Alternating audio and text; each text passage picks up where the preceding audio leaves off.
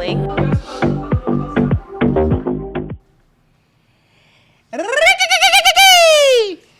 What was that?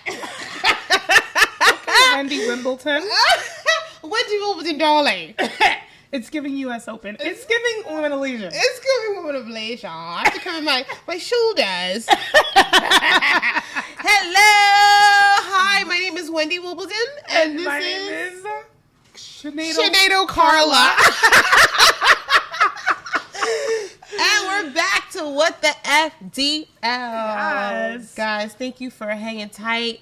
You've been rocking with us for a little bit, and we appreciate your patronage. Because that's what I'm going to use. I'm going to use big words today. Yeah. You use big words all the time. Wendy Webster? So yes, sister, how was your week? It's going good, back into the full swing, back to school, uniform. We went the other day uniform shopping, like to re-up and doing all this stuff.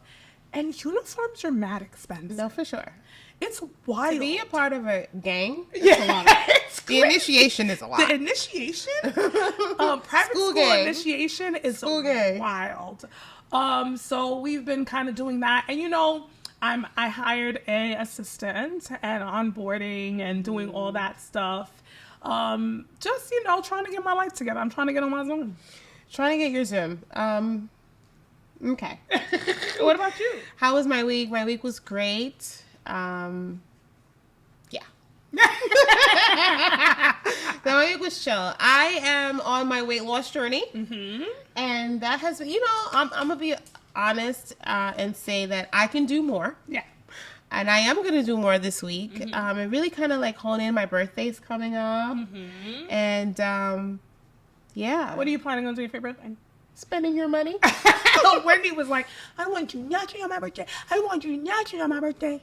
And we're like, Wendy, the day her birthday comes, she's like, I didn't do nothing on my birthday. How come I didn't do nothing on my birthday?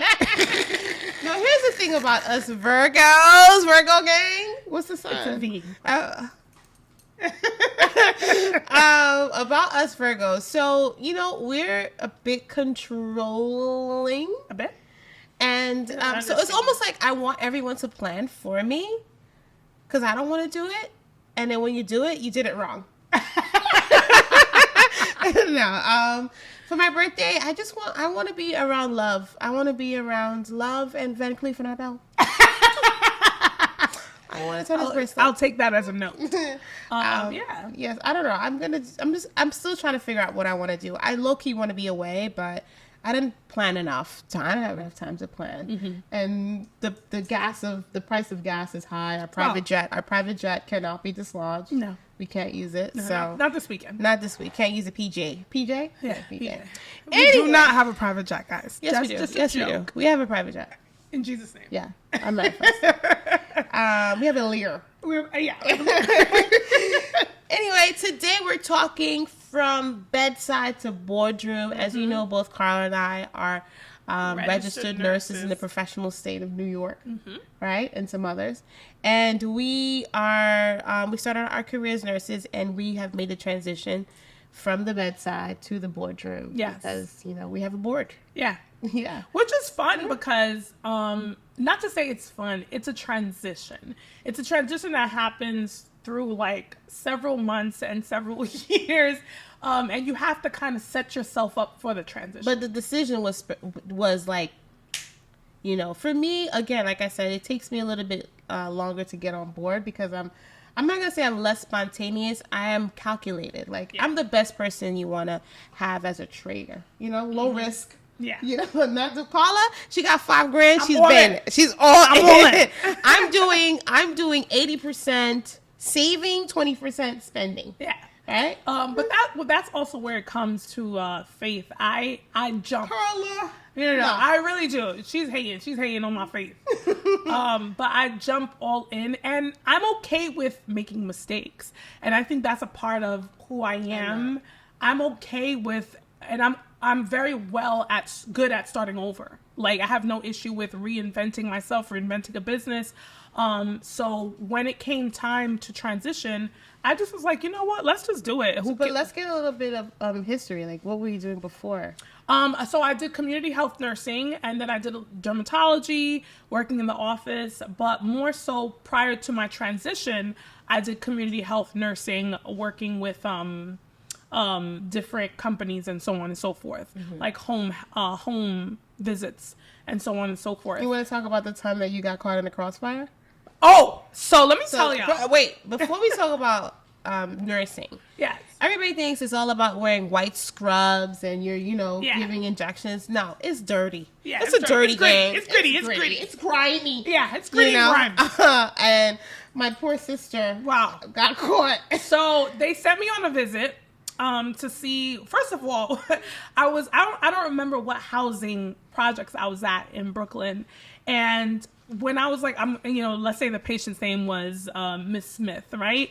Before I even got on to the projects, there was a whole bunch of guys up front, and it was like, who you here to see? And I was like, you here to see Miss Smith? Because you gotta get permission. You gotta get permission. Like, oh, Miss Smith with the diabetes. Yeah, all right. Miss Smith with diabetes, she needs you. Also, check that wound on her back. So they were giving me orders. So anyway, I went, checked Miss Smith out, X, Y, and Z. But when I was leaving, I got caught in a bound crossfire. It was really crazy because you don't even notice that. You're like, wait a minute, are these bullets? Am I dying? So I had my bags in my hand, my brand new, beautiful car. I'm laying on the ground trying to avoid the bullets. And it was at that moment, I was like, y'all not catching me no more. I'm not coming back. Yeah. And I called my sister like, but yeah. I was like, are you okay? I just experienced the most traumatic thing in my life. She was like, bullets? No, you good. Because some people don't know that. Wendy got a little hood sides. Yeah, she's sophisticated. Hey, I'm sophisticated. Yeah. Wendy's like, bullets? Nah, you're good. Did it hit you? I was like, no. But anyway, it was at that moment. I was like, I used to work at Rikers. Yeah, Wendy used to work at Rikers. Like wild, crazy, like, get the gate, open the gate with the inmates. Gay! What prison you work in, BCBD? And I'm like, whoa. No, because, you have to become a chameleon. You have to adapt to your surroundings. So Wendy was hood. What prison, try me. Try me. And they're like, try me. That's how I sound. But you gotta get hood sometimes. Yeah, talk about that. Talk about being a Rikers Island nurse. It was it was challenging because it's very different from working at Lenox Hill, posh hospitals. It was very different, but also too, or the hospitals. Sorry, not hospitals. So it was like you in trouble. It's very it was a very interesting. So just even getting there, the air is different. Once you cross over that bridge and you go past security, you're just like shut down. So the first time I went in, and just the sound of the slamming of the cells triggered me, and I had a panic attack, and I had to come out because I felt like I was trapped into. But at the end of the day, honestly, there are people who did really terrible crimes. There are people who are innocent, and they still need care. They still need things. They will try you or play you. Let me give you a scenario. So this inmate fell, and a lot of times they like to act like they're paralyzed so they can go to the hospital or whatever. And so he was like, I fell on my back, I can't feel my legs. And I'm like, oh, you can't feel your legs? Oh, I'm so sorry to hear that. Gotta get you fitted for a wheelchair. But anyway, I was able to scrape the bottom of his foot, and he kicked his leg up because it triggered a reflex. And he looked at me like, you smart. And I was like, yeah, you going back to your room. Back to D block. You're going back to D block. You're going back to D block. So it was a very interesting, but also too, I also had an opportunity because I worked with the younger population to minister to them too, because a lot of them were just a lot of lost young men, lost young women who just needed some guidance. So I felt like every interaction that I had, a little bit of it, I wanted to leave them with something, some hope, something, you know. So and I would like to say, like, I loved every field of nursing that I worked in because not me. No, I loved it because it added to character, not because I loved the job, but I have a certain skill set, and you're like, wow, I would never thought that you knew how to do this or operate with people in different ways, but nursing is so vast. It's so vast. So that transition allows, like, when Wendy working at Rikers allows us to be able to deal with the rowdiness. Oh yeah. In the office. Definitely. Let me tell you something about me. I can deal with any situation. You put me in anything, I will figure it. Unfazed, because we have done bedside, correctional, home health, working in the field, corporate, office, corporate, So I feel like every job that we have taken on has prepared us for this moment. Yes. Right? Just how to do inventory, how to do, infection control, how to just manage your space according to the experiences that you have accumulated over time. Yeah. So that boardroom transition, from being a nurse to a CEO, it was a compilation of things. But it wasn't easy. No, it wasn't easy, and I don't ever want it to be easy, because sometimes when it's easy, you don't feel like you don't respect it. You don't respect it. Yeah.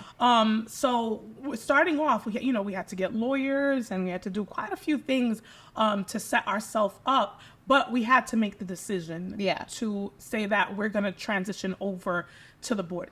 Well, here's the thing, too. For me, it took me a little longer to transition because also, too, I like structure. And when you're starting a business, there's no structure. Like, you're just figuring it out as you're going. So I still worked for a while before I was able to, like, step away. And every now and then, I dibble dabble and I go back. She likes to dibble dabble. But I'm done with the dabbling. To go back to bedside. Because also, too, bedside has changed so much. It's not the same. It's really arduous. And sometimes it's I love bedside because of the people that you interact. And I remember when I did bedside for a very small moment. It's not that I don't love bedside. I don't love administration. Yeah. And sometimes they don't protect the nurses, but that's another conversation for another day. But I do love the fact that you kind of get to interact with people and, at their lowest point, at their most vulnerable point. And that allows us to transition our business. And we started a medical spa, and it's not a typical bedside, but it's our bedside. Right. We still have a bed. We're still at the side. We're still at the side of it. We're still assessing our patients, our clients, and certain things that they need. But we chose to go the medical spa route. Yeah. Also, too, as medical spa owners, it gives you an added advantage where you have access to therapies and products that someone who does not have that science medical background can do, like particular certain chemical peels and IV hydration. Let's talk about the differences. So from a regular day spa, for those of you who don't know, from a regular day spa to a medical spa, what are some of the requirements that are needed to have and run a medical spa? Well, you have to have a medical director. Thank you. I just had a brain freeze. Yeah. So we do have a medical director that oversees the functions of our space to allow us to do things that are invasive, like IV hydration, using lasers, using chemical peels, using particular products that you wouldn't find at your local store. And not to jump in, but also you need a physician to be able to do Botox, because in the state of New York, nurses, we can't order, registered nurses can't just order Botox and fillers, and we can only assess. We can start IVs, but someone has to place the order. There's certain things that the doctor has to do. They have to oversee charts, and they have to make sure that we're in protocol and in compliance with the not only Board of Nursing, but with the state of New York. Yeah. So that's the difference essentially with a medical spa and a day spa. You can do a lot of non-invasive surgeries at medical spas, like PDO threads, fillers.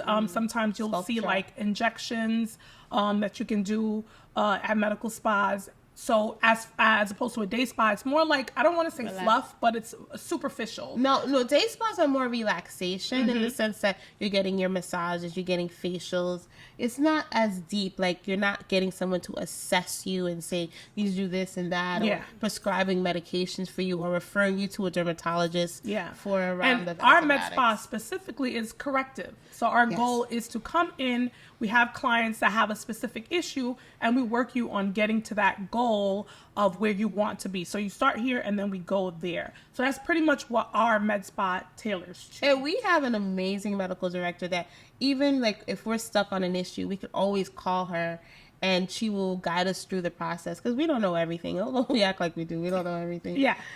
So she helps us through certain steps and protocols that we need to put in place. And if we want to add new services and stuff like that, we talk to her about it and make it happen. So as far as like setting on the business and networking, doing certain things, there's a lot of work that goes into building a medical spa and a brand, because so many people have reached out to us asking us, how did you do it? How did you do it? How did you do it? And sometimes, let's talk about networking first. I am not the best networker, I would say. I think Wendy's more that person that is in the social circles and she's talking to people and she's making those connections. And in our role, she brings them to me after she has made the connections, and then I close the deal. Would you agree? I would agree. Go on. Well, here's the thing. A lot of times people think about money, where money does make the world go round, or flat, if you believe the world is flat. But I always say this: people are currency. Yes. People are the social currency that you need to do anything, honestly. So building genuine, and you're not being fake. Like every interaction that I built, that I made, is for the purpose, is real. Like, I'm genuinely interested. I genuinely want to get to know you, or want you to come to get to know us. So you got to really think about, when you meet people, don't be fake and trying to just to push your business, you know, because what makes a business work, what makes a business thrive, is solving a problem. You've heard this before. And authentically solving it. Authentically. So don't be fake. Don't be like, trying to, I want to pick your brain. Like, nobody wants their brain picked. First of all, that's gross. Okay, nobody wants their brain picked. If you want to have a conversation with someone, there has to be an incentive. There has to be something there. And it has to also be an equal exchange sometimes. Sometimes I feel like when it comes to networking, people think like they can come take, but you have to also be able to give. And I think in the beginning of our journey, we reached out to several people and we were like, we want to offer you a free facial. Let's talk about that. A lot of people don't want to give their services when they're building sometimes a low rate, because it's your worth. I know I'm a registered nurse, and that comes with a lot, right? We're able to do a lot, but for people to gain, I had to really lower myself. Not to say lower myself, but what's the word I want to use? You're not lowering yourself. You're just putting money to aside. Putting money to the side and offering the service. And we reached out to people, and people liked it. And they liked it so much, they were like, you know what? I'm going to share this with somebody else. I'm going to share this with somebody else. And it was after it was being shared, then we said, you know what? Now we can begin to put a price on this service. Yes? Yeah. Wow, I just drew a blank. Yeah, let's go back. What was I saying? Putting a price on the service. Putting a price on the service. And also, too, believing in your brand, right? So a facial is a facial. This is true. But you're the sauce. Yes. You're the magic, And being authentic when you meet these people, when you're interacting with clients, giving them an opportunity to feel comfortable in your setting. Here's when I knew things were like, I was very happy with the way our setup was. I had a client come in. She came in from the hustle and bustle. We're on Flatbush, so it was very busy. She came in, she sat down literally for 3 minutes and fell asleep. Instantly. And guess what? In my head, I said, people don't sleep when they don't feel safe, when they don't feel comfortable. So from the time she walked into the room, she felt comfortable enough to let her guard down and fall asleep. So when I said that, I was like, wow, we're really building an environment where people feel good about coming in. Mm-hmm. So when you're thinking about building your own, how you make people feel is what's important. And it's what they remember. What they remember. I remember when I first started and we were in a hair salon, there was a very long walk between the door and my room. Yeah. And when you're walking through a salon, especially for me, like, I always felt like everybody's looking at you. Everybody's looking at you. They're judging you. They're like, her hair look crazy. Everybody's looking side to side. And I didn't want people to feel like that, or if they felt a type of way about their skin. So I walked all the way to the front of the door and I took her hand. And I said, hold my hand and we'll walk over together. And when she got to the room, she was like, can I tell you something? I was like, yeah, what's going on? Because, you know, I try to have an open environment with people where they could just share whatever. She was like, that was the best feeling, because I was so nervous to walk from the door to your space because I didn't want people to judge me. Mm-hmm. And creating a non-judgmental space. Yeah.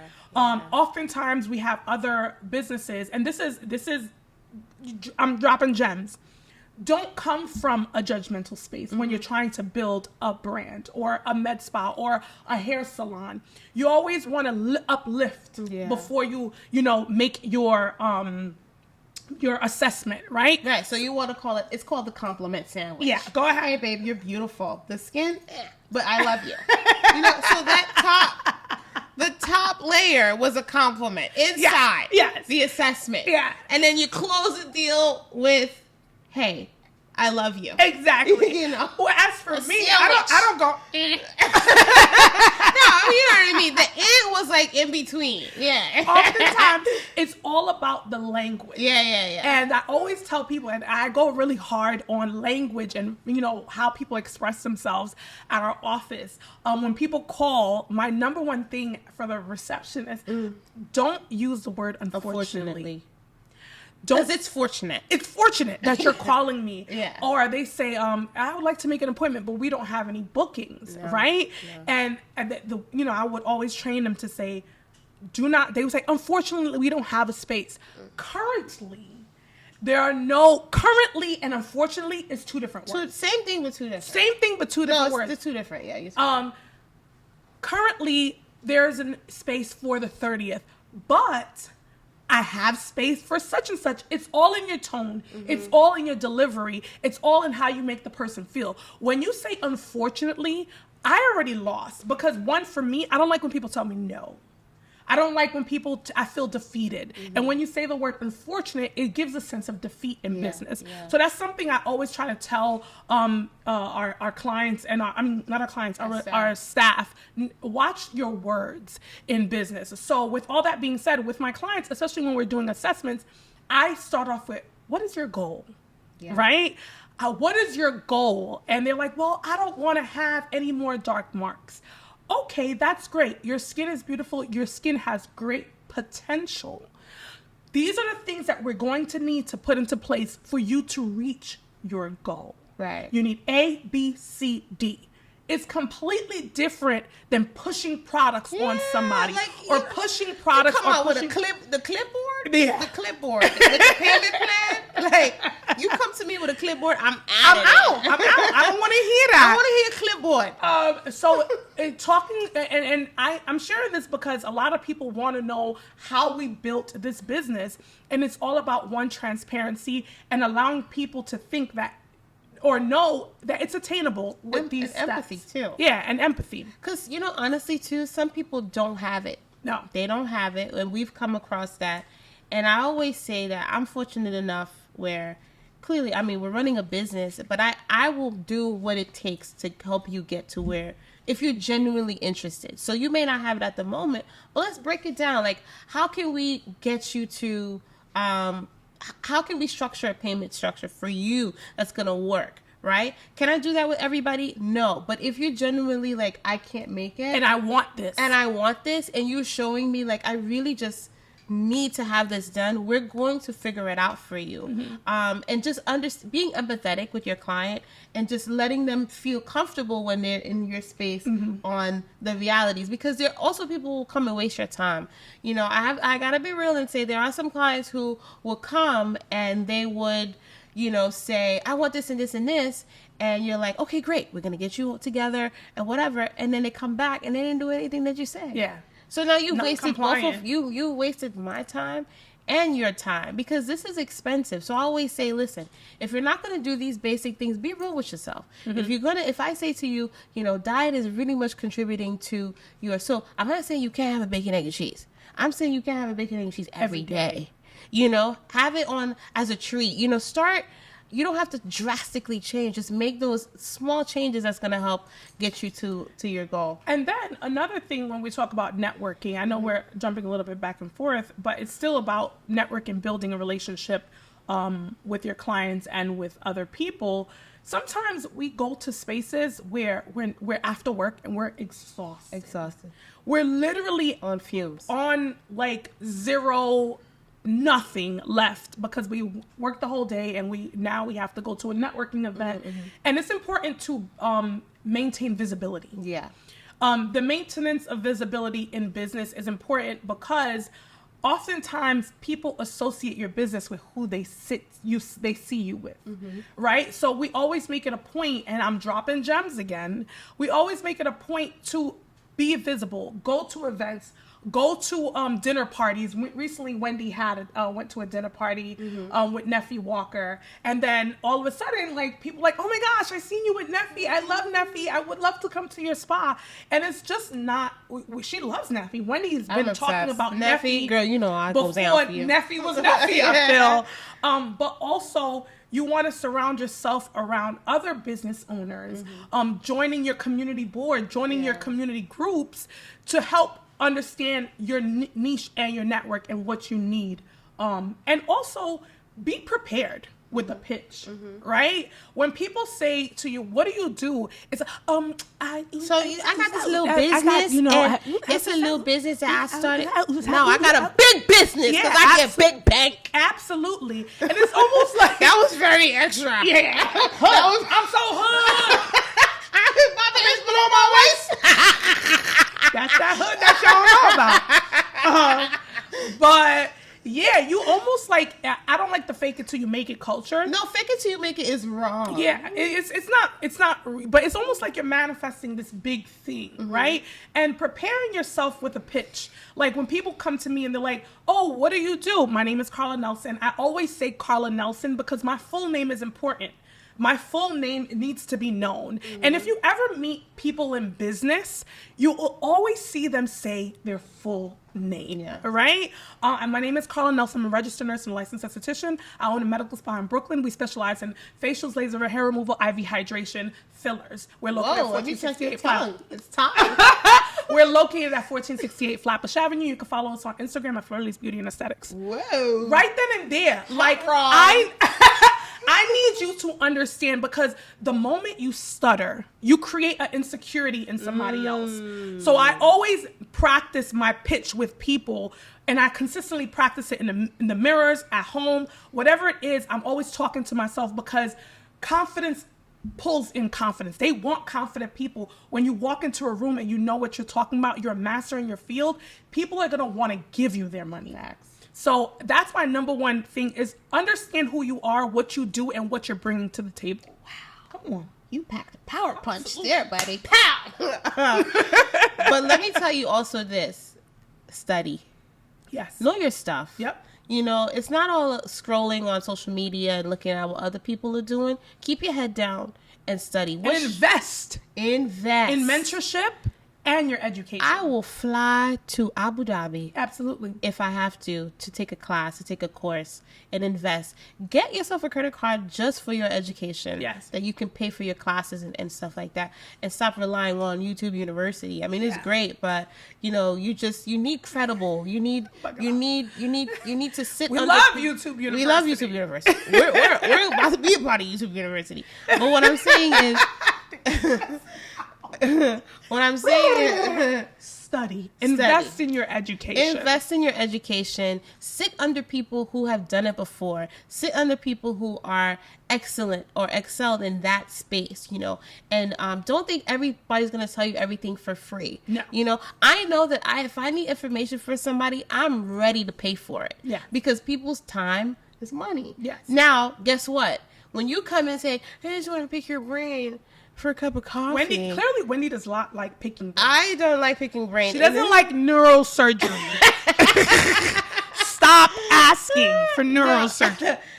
So here's the thing. What people don't understand is, it's even in the Bible. People put their treasures where their heart is, right? So that means that if you really want it, you will pay for it. You'll find it. You'll find it. You'll figure it out, right? So there's now, money in the streets. And there's always money in the streets. And also, too, you may come to me and say, Wendy, I really want to know this thing. And I say to you, hey, we can do a discovery call for $200 for the hour. I know me. When I see your zest, your zeal, that $200 an hour, I'm going to be talking to you for 2-3 hours. Yeah. You know, I'm going to want to, and I might, at the end of the call, I might not take your $200. Mm-hmm. I'm taking $200. But, you know, no, but what I'm saying is be prepared to invest in what you want to know. Not everyone is going to give you, I mean, there are things that, of course, that's ridiculous. I'm not going to, you know, we're not going to say, oh, you need to, here's your invoice. But just when you put your money where your mouth is, you're going to get, people are going to be more willing to open up and tell you things that you won't necessarily find just on the internet. And speak up. Like, there's oftentimes people like, ooh, $750 for that class. I've reached out to several people and said, can we break that up?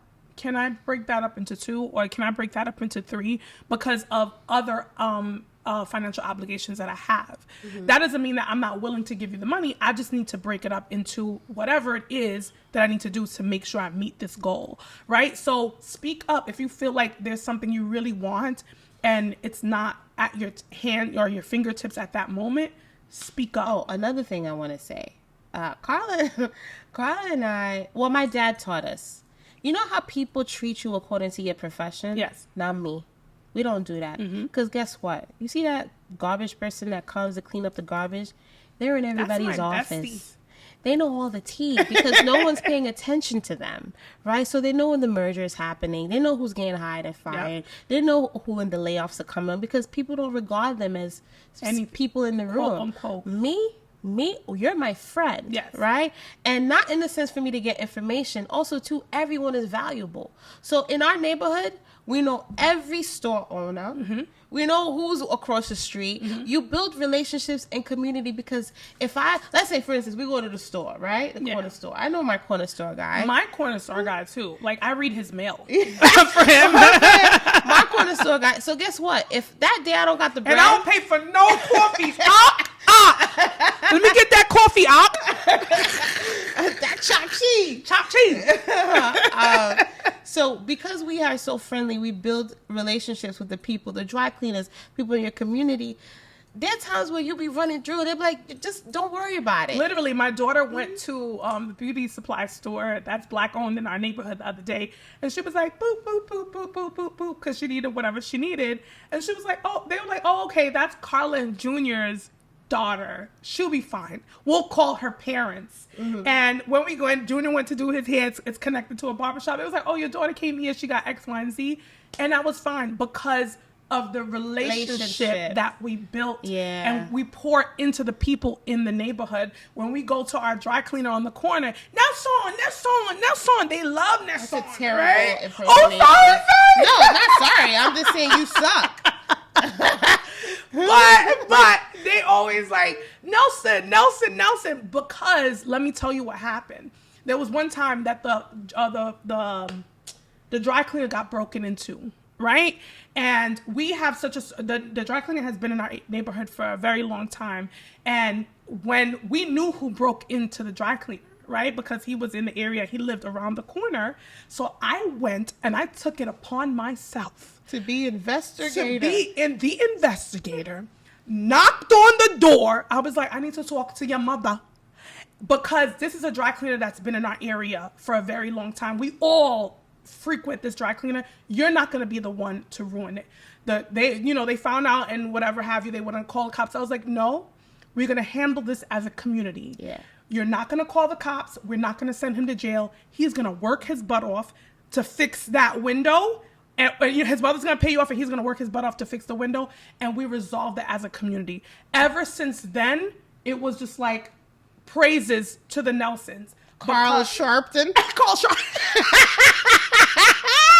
Sharpton, Isha. There you go. I hate this girl. I hate her so much. But I say that building a community is so important. You have to keep a footprint everywhere you go. Yeah. And I know a lot of people feel like you have to have all this stuff and you have to be flashy. No, when I tell people my name rings bells, it's because it rings bells because of the work that I do in the community. If I see something on the floor, I'm picking it up. If I have to call somebody, our councilwoman, we're calling her, we're meeting her, we're having lunch, we're talking to the people because people buy into people. And that's important. All right. It's giving mogul. Giving mogul. It's giving mogul. No, it's true. The community definitely plays a big part. And don't keep your head down and mind your business. The community is your business. Yes. You got to serve the people that you're around. And that's something that we learned from young. Like, very young. My mother would always make a ton of food. We used to get so upset. I'm like, Mom, what are you doing? And she was like, somebody might stop by. Yeah. Somebody might be hungry. Somebody might want a cup of coffee. So we have learned how to cater to people from young, way our mother. Without requiring anything because them. You know what? You know who's my plug? The Lord. That's it. So it's like, if your hands are full, I can't receive. Yeah. But if they're empty because I've given everything away, there will always be room for me to receive. Wow. It's giving Sunday sermon. No, seriously. So that's another thing. You just want to make sure that you involve your community in everything you do. Now, when it comes to building your brand, especially on social media, I want to talk about social media because I do a lot of social media for our business, and we're going to the point where we're going to hire somebody outwards to do social media. But it's so important to understand the people who you are serving and what they like from you. And, now with ads, people paying ads and learning, you got to get it down to a science where you know what lipstick your client wants to wear, what stores they're shopping at, what tickles their tingle. Tickles their fancy. And when I first started on social media, a lot of people and other estheticians that were doing social media in our area, they were still doing still imaging. Right? They were still posting pics before and after. And I was like, you know what? I'm going to jump on this whole Reels thing. I think Reels came out maybe like August of 2022 or something like that. Oh. I mean, 2020, my bad. Corporate? No, that's just to show you how you have to study your brand and know it so well. Mm-hmm. So I think Reels came out maybe July or August 2020 because Instagram was competing with TikTok at the time. Was it TikTok? Or it was something else? Yeah, it was something. Yeah. I'm just giving you guys reference points or, whatever have you. But there was a lot of going on. And Instagram was pushing out Reels. And I started creating Reels. You're a real queen. Like literally a real queen. So I started pushing out Reels, and I noticed, like, my daughter, who's the one that, because, when you got to have your ear to the streets with the youngins. And also, too, surround yourself with young people. Yo, when I tell you. They know the vibes. My daughter was like, it's giving cringe. It's giving cringe. Hashtag cringe. has been. So, you have to have your ear to the streets with the youngins. And I always wondered why my mother kept herself with young people, because they know what's new and what's fresh and what's up and coming. Mm. So when she suggested that to me, I was like, okay, I'm gonna learn. And my first reel was a little back. And then I was like, you know what? I'm a millennial. I like 90s music. I'm going to add nostalgia to my reels, right? I'm going to make it feel like, can't you see? I'm going to add a little Diddy. I'm going to add a little Foxy. And people was like, oh, okay, I like that. a facial. And my reels were being pushed out, it was being shared, and people were booking. And I was like, oh, wow. Like, I didn't understand the power of tapping into what people love to feel, at the feeling of happiness. And 90s, for us millennials, 90s was it. 90s you guys, was it. This is whack. So I tapped into a feeling. Yeah. And I think when people come into our space and you have to create that for your brand, you have to tap into a feeling. And our feeling isn't relaxed all the time. Our feeling is a vibe. It's a feeling of joy when you come into our double Dutch. Yeah, double ice cream Dutch. cone. That playing we tag transfer. outside. Snow cone. We transfer. K-Swiss. Yeah, you had a fresh pair of K's. Come on. That's a lot of brands you just put out there. Yeah. Y'all paying us? They're coming. Come on. We helped out a little bit just now. But anyway, I say all that to say we transfer that 90 nostalgia into like popping champagne and feeling luxurious because we grew from the sneakers, to now we popping bottles, and we wanted to feel that love and that excitement. And you have to understand your clients to that point. So I say all that to say social media plays a very big part. As soon as something comes out, hop on it. Yeah. Even if you don't plan on using it, grab your name, because your name is your brand. If blah blah blah app comes out, grab your name, because your name is your brand. And that's one thing that I will share to you guys. Always remember to brand yourself. Grab your name on social media. Even go to the extent of owning your name on a website, and because you don't know. And be consistent with your brand. Like, you don't want, like, if we're let me tell you something. So we're always serving champagne, wine. So one day we just didn't have any, and everybody's like, "What's going on? What's going on? Wait, what's happening? What's going on? How are the finances?" And we're just like, "Calm down. We just need to make a run." But again, people automatically assume from the first time you walk in, "Can I offer you something to drink? Would you like a glass of wine? It was so funny. Champagne?" One time, a client came in, because we do fresh towels in our bathroom, because during the time of COVID, we didn't want to hand paper towels. Yeah, it was just getting dry. So we were like, you know what, we're going to invest in high quality towels and wrap them up in the bathroom. And one time we ran out, they was like, there's no towels. What's going on? Let's see your P&L. And I was like, oh, no, we're going to get that for you right away. So you set the bar. And you have to maintain that bar, because people are paying attention. Very much so. Because they're like, oh my God, I want some FDL. You know, they gave me a paper towel. Yeah. And you're like, paper towel? Yeah, and people will call us, even with consistency of posting on social media. Yeah. Some people will come to us and be like, I didn't see you on my feed lately. What's going on? Yeah. Because people are waiting. They're anticipating that feeling of joy or whatever it is, or inspiration that you bring to the table. So consistency across the board is the name of the game, especially when you're on social media. And finding your voice, right? So even when you do hire someone, they need to be able to speak your language. Because I'm always like, hey honey, beauty hey gorgeous. Hey gorgeous. So if you're gonna hire someone to speak, they have to be able to, like, if I'm reading it, I don't know who I'm talking to. I think I'm talking to Wendy or Carla or whatever. But it's so funny, we branded ourselves so much that our clients know who's posting on social media when we post. Yeah. So they'll be like, oh, Carla didn't post that. Because I'm like, okay, y'all, girlies. And Wendy's like, hey, beauties and bows. So it's almost because we share the social media responsibilities sometimes. So people know. And Wendy uses a specific font in our business, and I use a specific font. So even then, like, that's just allowing our clients to know, like, who we are in individuals and in the business. But that's the brand that we created. That's the brand that we created for our business. And also, too, when you're starting off, if you don't know, hire the experts. Because Maya, shout out to Maya. Yes. She helped us create our logo, And she gave us 3 logos. We didn't even know we needed 3. Tell them why. I think this is a teachable moment. Let me jog my memory here.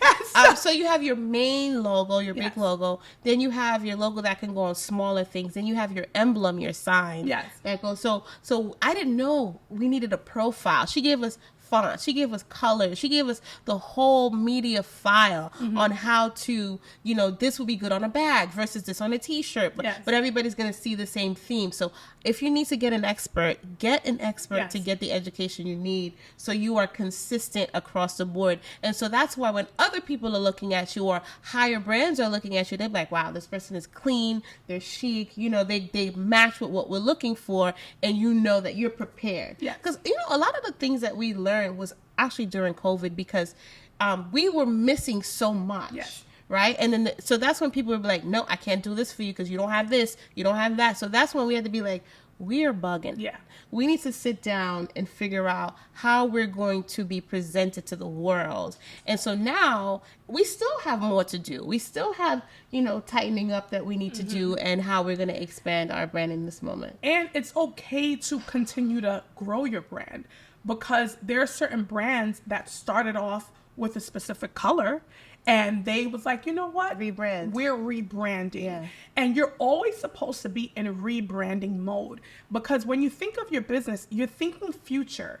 We're never planning for next. You can't be planning for next month, this month. You have to be planning for that 6 months ago. 6 months ago, a year ago. You're planning quarters. Right now we're at the point where you're planning for next spring. And those are things that you want to think futuristically about when you're thinking about a business. Because now, like, for instance, they announced we have aliens. We're thinking about how are we going to accommodate?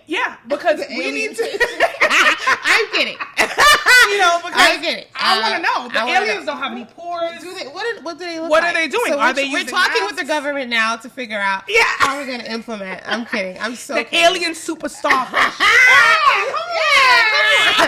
I'm kidding. We do not think they're aliens. We do not take aliens. But I say all that to say, lastly, with social media, it's important to, when people go to your page, what do you do? Be clear, concise, and specific. You'll see that we do IV hydration, laser hair removal, IV facials, chemical peels. You'll see where we're located. You'll see we are Black owned or whatever it is that you need to grab that person's attention. They need to know. I even have that. We have our little Haitian flag up there because that's a part of our brand. We're a Haitian-owned company, right? Women-owned, Haitian-owned company. Be specific. Your location. I can't stand when I go to people's page, when I will inquire about a business, where are you located? In Missouri. Like if it's a office, where are you located? Where do you service this place? Ours says Brooklyn, New York. You have your pin. It says Brooklyn, New York. You want to be clear. If you want to pin your top 3 things that are going to attract right now, on our pin, it shows our Good Morning America. It shows the press releases. People want to know what you're about in 3.5 seconds because we're living with people with a short attention span, and you have to grasp them in 2 to 3 seconds. And how are you going to do that? What else was I going to say? Nothing. Right. So, with that being said, we spoke about a lot. We spoke about the journey and the transition. This is what I was going to say. My bad. And this goes into the threads of, creating your business. Let's talk about rules and policies. Right? So I know everyone's tired on Instagram now that all these like stylists and people are saying, I know you come to do your hair, but your hair needs to be washed ahead of time. You have to come with your hair done to get your hair done. Be considerate when you're creating policies for your client. Considerate of them and considerate of yourself. Like for instance, and I know everybody hates this, but we have a cancellation policy. Be very clear with the language too, because when the policy is broken or when the person has some confusion, you could say, hey, you signed this document that said that you agreed that if you don't show up for your appointment, you will be charged 100%. And so if they go to dispute it with their bank, babe, you said you were okay with it. Now that it's not convenient to you, now you're mad, but you said you were okay. So being clear with your policies and don't run your business like you're running a Fortune 500. Like be tight with it, because all of those things come into play, like how you greet your clients, what's your policy if you're 15 minutes late, and stop being so petty. You 15 minutes late, I'm gonna charge you $10 for every dollar. how do I say this? Like, it's just ugly. Yeah. You know? I remember at the beginning of our business, and I know they don't want me sharing all the stuff, but I'm going to share with you guys a book. It's now, get a pen. It's called E-Myth Revisited. And it really hones in on the responsibilities of a business owner and understanding that we all can't play the same role. Yeah. 1, 2, tightening up on paperwork and responsibilities and contractual agreements, and 2, how to present yourself properly on the back end, right? So that book like really transformed my experience, and when I started reading it, it helped me understand I may be the CEO, but I can't be the manager. I have to have a technical person in the business. So there's 3 different people. Everything. You can't do everything. Yeah. But what you need is the foundational things. Right. You need contracts, you need lawyers, you need an accountant, you need your social media, and you need banking, right? All those things combine into a great standing business. Yeah. You can't be just operating. We're living in 2023, despite of how everybody wants to cut corners. What's 2024 actually? Yeah, 2024. Yeah. You want to, if you're going to be presenting a business, have a booking system, right? Don't just say, call me, because you might miss an appointment, right?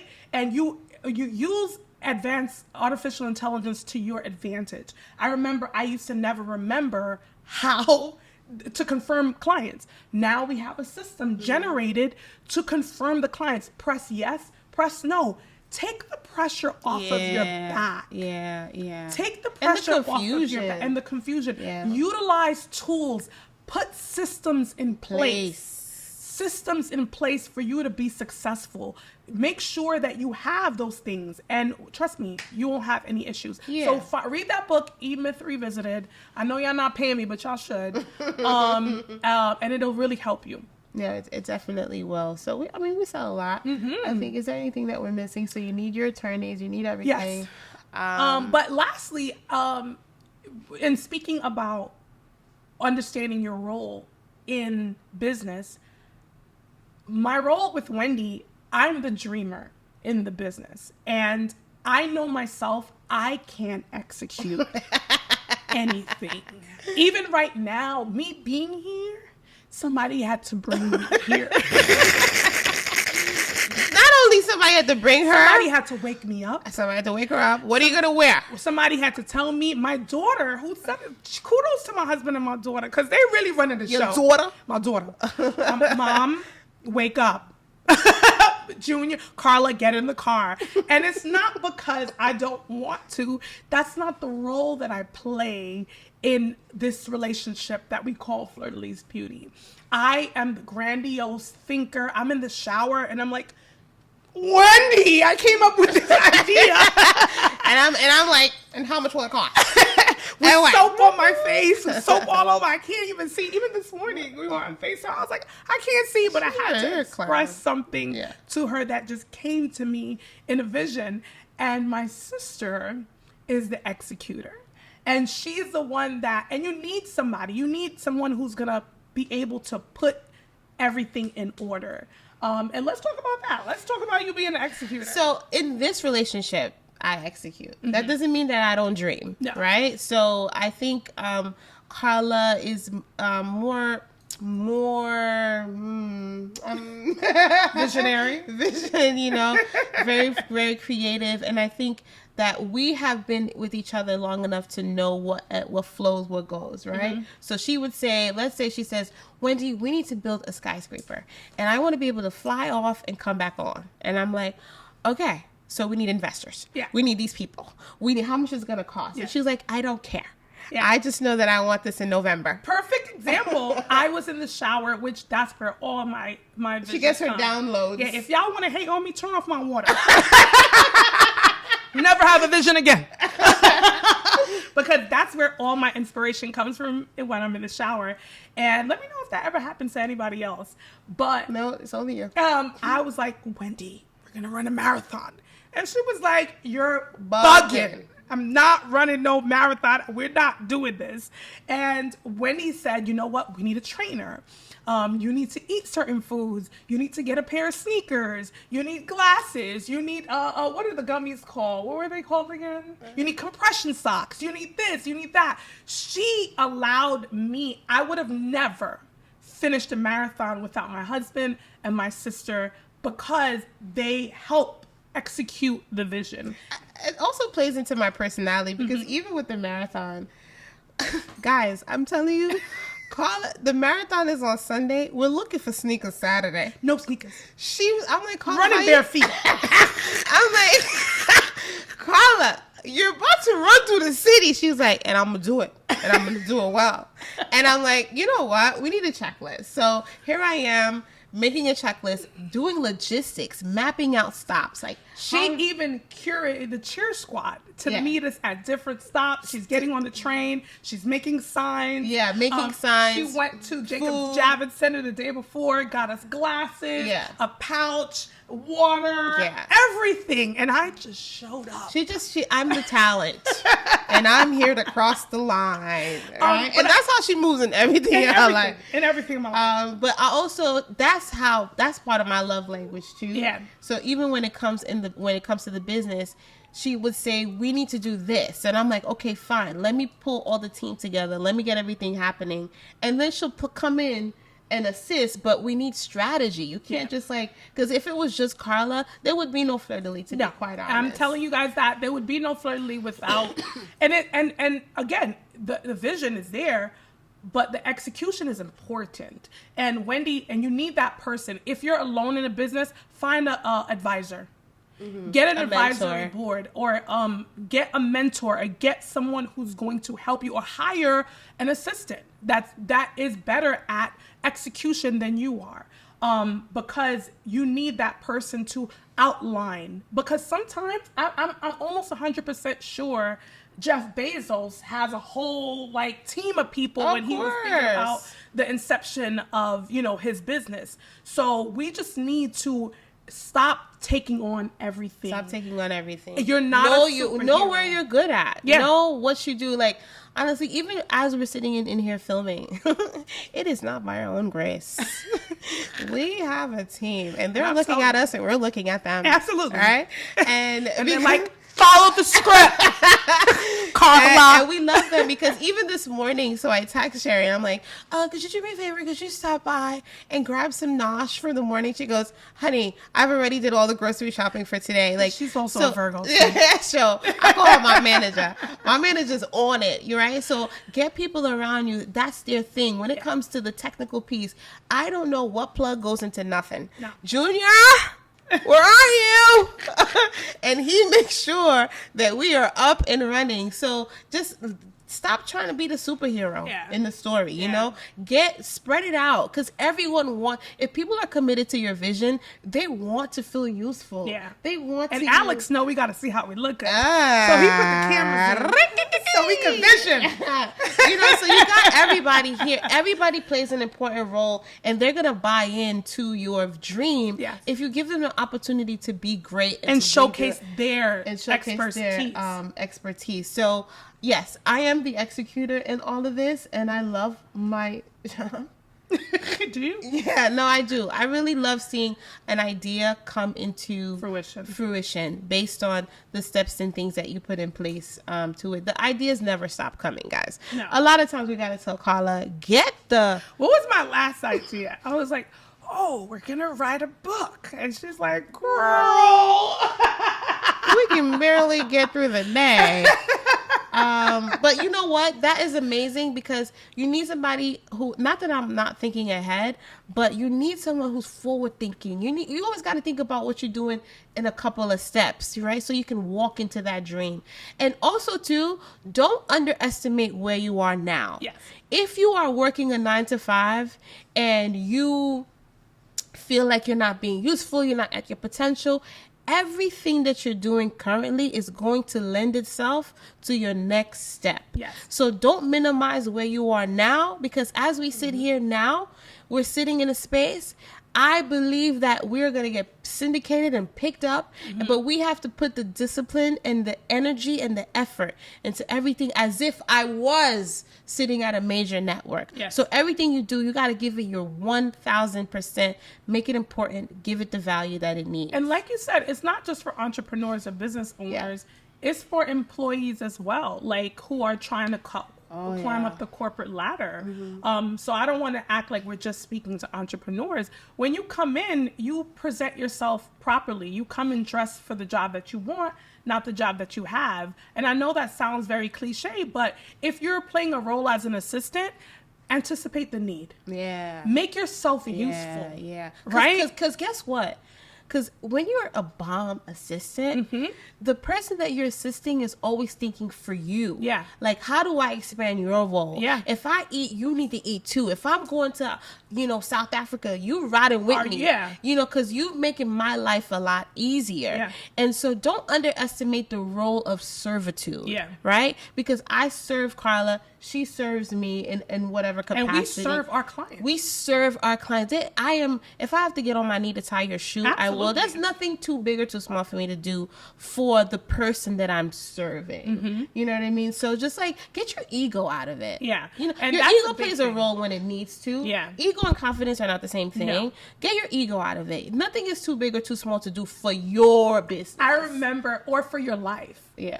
I remember someone came into the office one day and I was mopping and I was on my knees scrubbing the floors and they were like, "What? Aren't you the boss? Aren't you the boss? Bosses don't scrub floors." I was like, "This boss." But they will talk about the boss. Exactly. The floors are dirty. Because I take responsibility. Yeah. And nothing is too small. I will change the garbage. I will take out the trash.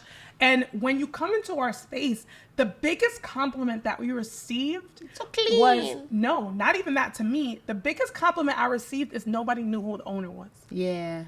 And when your camp is tight, Tight like a swagger. when your camp is tight, they don't know who the owner is. And it doesn't matter. Yeah, Because and someone everyone's came treating out, the business as like their own.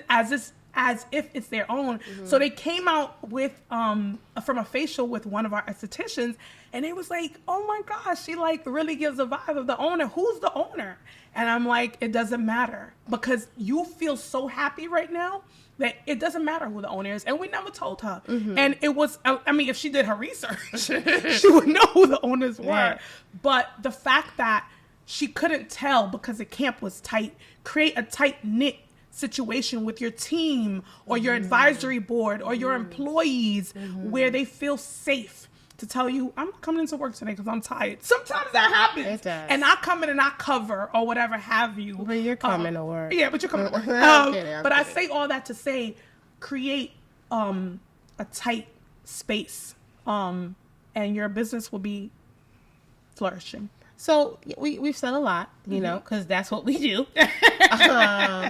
But also too, we're gonna also give it. We'll put in our email and whatever questions that you have, because I know people have specific questions. And yes, we are the experts. Yes. Okay.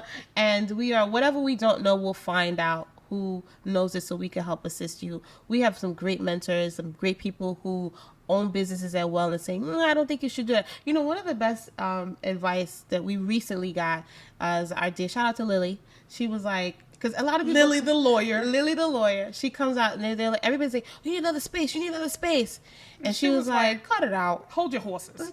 keep your shirt on, calm down, stay calm."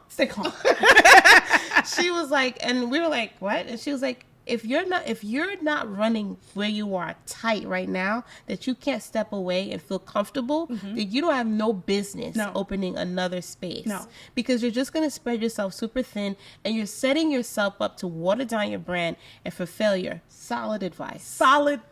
And usually people came in and they were like, "You need another "Where's one. the next space? But also She was too, like, no. she was like, "No, until you're running this like tight Until work, I don't have to show up to work, or Yeah. you don't have to show up to work, Yeah. and someone else is running the space for you, you don't need another second. So these are the little things that you have to equip yourself with people who can see, who have vision to help you build your brand. And like I was saying, if you have questions, whatever you have, we are willing, open, and ready to get our brains picked. Yeah. Oh, I thought you didn't like I really don't like it. Victor Price. Get your range pick. But anyway, yeah, so that's that was fun. Yeah. Anything else you want to add? And no. Lastly, move with the times. Move with the times. Use technology. Use video. A lot of people like video. You know, now, even when we thought about starting this podcast, we were like, everyone's like, oh, no, you could just do audio. You don't need video. I wanted that because a lot of our communication is through expression. Exactly. A lot of our communication is through expression, but also we're in a time where people want to see. This is what I want to see. I want to see. I want to see what they look like, what they experience, and move with the times and hire the people, like I said, who have the equipment. Because the equipment we looking at right now is a Zoovie. It's a Zoovie. Yeah. Shout out to Alex. It's giving network. You see that glow? It's his life. But I say all that to say, move with the times. Don't be afraid of technology. Yeah. And don't be afraid of looking for people who master that technology, or even as design. My daughter had to learn Canva, you know, like, and I'm shouting these things out because these are the apps and stuff that y'all need to know, since you want to pick the brains. All right. Yeah. Those things you have to be able to learn and understand Google Suites and do all this and stuff. Lastly. Whoa, I thought you were done. I am done. This is it. We're done. Okay. Don't be afraid to spend the bread. Yeah. Stop trying to penny pinch. Yeah. Don't cut corners. Get your money up. And your money will be up if you present it properly. Yeah. It's all about the packaging. Yeah. And if you package it like it's money, it's going to be You're going to be baby. in your bag. What's tea, baby? So I feel like the tea I want to talk about today is Botox and fillers. And why you shouldn't wait too long to begin said process. We had a client come in recently who was in her mid, like maybe 70s. And she said, I raised all my children. And, you know, she had a few kids and she was like, I want Botox and fillers and so on and so forth. And it was tough because we want to give her a rejuvenated feel. But because she's starting so late, one, it becomes very pricey because of the amount of product that we have to do or use in order to fill the spaces that, you know, she wants to fill. And then also, it's harder to fill those spaces because it's so much laxity that happen. Usually, you begin to lose bone and collagen about the age 26. It starts to slowly deplete. And that's the time, maybe like 30s, I would say, your early 30s or 40s, that you want to start using Botox if that's something you feel like you're interested in. You could. So here's the thing. You could use, so Botox is a brand, but we're talking about neuromodulators, which is what, let's get into the science. That freezes, neurotoxins, neuromodulators and things. You, to freeze these muscles that are causing like the lines in your face or whatever. So, also you can use it for therapeutic reasons. Some people have like lockjaw, so you can put a little bit of neurotoxin in there to smooth out and to unfreeze this TMJ, so that now, because of that, your chin gets to be a little bit more angled. Because when you're getting older, right, when you're young, your face looks like an upside down triangle, pointy, you know, just round. As you get older, it flips, and so now you're more boxy on your chin, and so because your face is like gravity is doing its thing and it's sagging, right? So we also have to know that neuromodulators, neurotoxins, fillers, not for everybody. There's going to be a point where you need surgical intervention. Yes. And I'm not going to be afraid to tell you, hey, we can only do this, but if you want this, you want that. Yeah. So start thinking, if you, to stretch, because aging is also a graceful process. And with now all of the things that we have, there are ways to slow it down. But so don't wait till, you know, because you always hear black don't crack, da da da da da. Don't wait. Start thinking about having these conversations with your esthetician, with your doctor early, to say, hey, I would like to do this, I'd like to do that. So then there's a process for each phase of life that you're in, right? So because there comes to a point where in this client's with this client that she needs surgical intervention. Yeah. And I'm not gonna be like, oh yeah, let's take all your money and let's do this. No, you're not gonna yield the results that you want. It's gonna cause drama with you and I, because you're gonna feel like you're not getting what you paid for. So it's good to do those assessments as you exit your 20s into your 30s into your 40s, to start, in addition to top-notch skincare, you want to make sure that you're having these conversations with your esthetician, so your injector, your doctor, at every phase, so you know how to prepare to age the way you would like. Enough. Oh, a lot of words. A lot of words. I'm a wordsmith. Yeah, so she says all that to say, don't wait too long. Don't wait till it's too late. I'm just on it today. We had a little break, man. I had some gummies. I'm what? No, not like, I mean regular. How are you? Like regular gummies, regular. Not candy. Not the candy. Not those other gummies. But yes. Don't wait too long to start to have the conversation about Botox or neuromodulators and neurotoxins and filler, because, like I said, bone and collagen starts to slow down in like your late 20s, early 30s. So you want to put those proper preventative services into motion. So speak to your injector, speak to your nurse, speak to your esthetician. Because you got some. I did. First of all, I love it. I feel like I need a little. It's time. I mean, usually it lasts about 6 months for me. Your first time, though, when you get Botox, it's just like... You're lit. Because your muscles have never really felt that. So the first time, it's like crack. Not like crack. Bugging out. It's like the Guys, I have no filter! The first time is amazing. The first time is amazing. Yeah. It's like your muscles aren't high, yeah. right? And...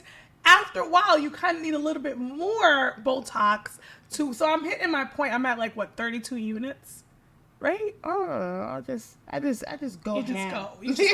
I just go. But I'm at that point. So I say all that to say I need to touch up, but don't wait too long to do it. And get yourself a great. Yeah, and it gives you a nice refresh. Don't ever feel ashamed. We get a lot of clients that come in and they're like, I'm here for the and I'm like, what? And you're like, what are you here for, ma'am? It's okay to have those conversations. Yeah. And I tell you, we have countless clients that get all these toxins. So it's nothing to be ashamed of. And that's often a thing that we can't really post on social media because no one ever gives us the green light. Yeah. I don't want this to see Black women, they don't want anyone to know. No. But it is okay. I get it. I know a lot of people who get it. And it gives you a nice refresh. I got 3 kids. I'm always going to tell you I got 3 kids. So I'm always like, get over here, go sit down. I'm very expressive with myself. So that helps me. So get rid of that feeling. You can do it. Don't wait till it's too late. Don't wait till it's too late. Yeah. And call us. So guys, let's bust the myth. What's happening to me? I'm like, it's the candy. I'm like out of character here. You're wired. Okay. Bust a myth. So here's the myth, guys. Here's the myth. Can you do it all alone? In business. Or in life. In life. No, you cannot. That was a simple myth. Get yourself the team that you need to get things done. If mentorship, get yourself someone who's done it before, so they can guide you through the ropes. And sometimes your mentor finds you, and don't be afraid if you ask someone for mentorship and they say, I'm so sorry, I can't right now. Because as owners, business owners, and people, their plates are full. There's, so tell them what you need. Hey, I would like to have this for this amount of time, and they could, instead of saying, I want you to be my mentor for the rest of my life, I'm going to love you and hug you and squeeze you. No, I'm about to launch my business. If you could just be on my team for about 6 months so I could, or I can, link up with you once a week, just give them a visible time frame so then they don't feel like I got so much to do and now I have somebody else, so think about it that way as well. Read your books. get on your Zoom. Yes. Study. If you want to be great at something, spend the time to know what it is. Like Carla and I are always like sending articles to one another. You know, we're always like, oh, let me tell you what I found out today. You know, just having that hunger to know more. And lastly, lastly, Wendy talks about, you know, reading. But when you're looking for a mentor, which is what we're talking about in life or in business or in whatever you're doing, begin to groom that relationship of the person that you're seeking. If you think that this said article that you're reading would benefit your mentor, send it. Send it to the mentor. Hey, I read this. I think you would love it. Check it out on your free time. That gives the mentor an idea that you're thinking about me too. And it's just not me pouring into you, but you're pouring back into me. If you know, I'm really big on teaching young people of color how to swim. If you know what, I saw this, you know, X, Y, and Z article about opening a swim, whatever. Here's something that you may consider. Or I ran into this X, Y, and Z. Here's something that you could think of, so that when the time comes, you gonna stop picking your feet? Oh yes. When the time comes for that person to give you an opportunity, you're first on the list. Yeah. Because you thought of them. So mentorship is a reciprocal relationship, right? It's a give or take. So I think you have to, like we want to say, demystify that you can do this alone, but also demystify that, you know, you're just gonna take. You have to give. Yeah. So, yeah. All right. What's the power plug? First of all, let's lock it. Okay. Get your power. She's so annoying. The power plug. Huh? You got some power though. The power plug is to don't wait till it's perfect to start. And a lot of times I remember contemplating about how is it going to look? You're going to make mistakes. No matter what you're going to do, you're going to make mistakes. Begin. Fail forward. Yeah. If you want to write a book, start writing. Get a journal. Free write. Yeah. If you want to open a business, rent a suite. If you want to public speak, start a podcast. Yeah. If you want to be an artist, get a sketch pad. Just begin the process. Get out of your head. Get out of your own way. You know, stop overthinking things. Stop fighting your mind. Just do it. Because guess what? When something is perfect, it can grow. It's like, that's it. We're done. So we don't want perfect. We want progression. Okay.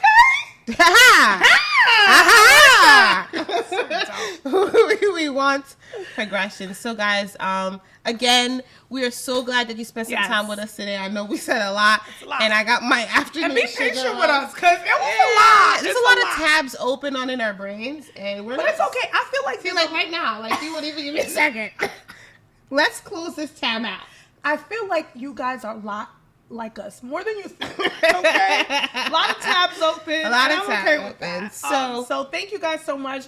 If you want to know where to find us, you can find us at Beauty on Instagram, or What the FDL on IG. And you could also call us at 718-650-2659 at our office.